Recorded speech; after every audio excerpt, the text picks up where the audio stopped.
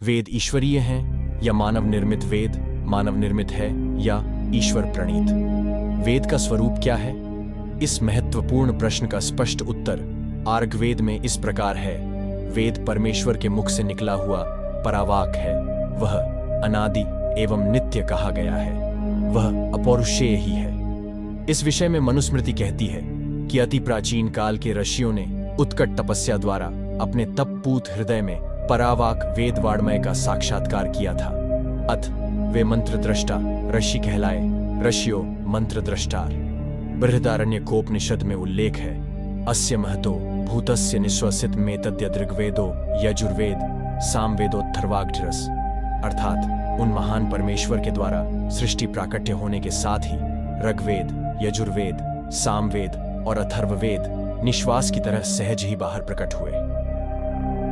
तात्पर्य यह है कि परमात्मा का निश्वास ही वेद है। इसके विषय में वेद के महापंडित सायणाचार्य अपने वेद भाष्य में लिखते हैं, यस्य निश्वसितं वेदा यो वेदेभ्योऽखिलं जगत् निर्ममे तम हम वंदे विद्यातीर्थम महेश्वरम। सारांश यह कि वेद परमेश्वर का निश्वास है, अत परमेश्वर द्वारा ही निर्मित है।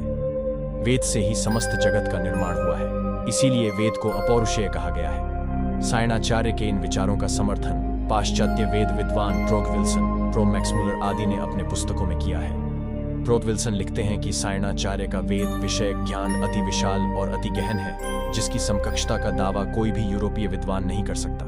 प्रो मैक्समुलर लिखते हैं कि यदि मुझे सायणाचार्य रहित बृहद वेद भाष्य पढ़ने को नहीं मिलता तो मैं वेदार्थों के दुर्भेद्य किला में प्रवेश ही नहीं पा सका होता। इसी प्रकार पाश्चात्य वेद विद्वान वेबर, बेनफी, राथ, ग्रामसन, लुडविग, ग्रिफिथ, कीट तथा विंटरनित्स आदि ने सायणाचार्य के वेद विचारों का ही प्रतिपादन किया है। निरुक्तकार यास्काचार्य भाषा शास्त्र के आद्य पंडित माने गए हैं। उन्होंने अपने महाग्रंथ वेद भाष्य में स्पष्ट लिखा है कि वेद अनादि, नित्य एवं अपौरुषेय ईश्वर प्रणीत ही है।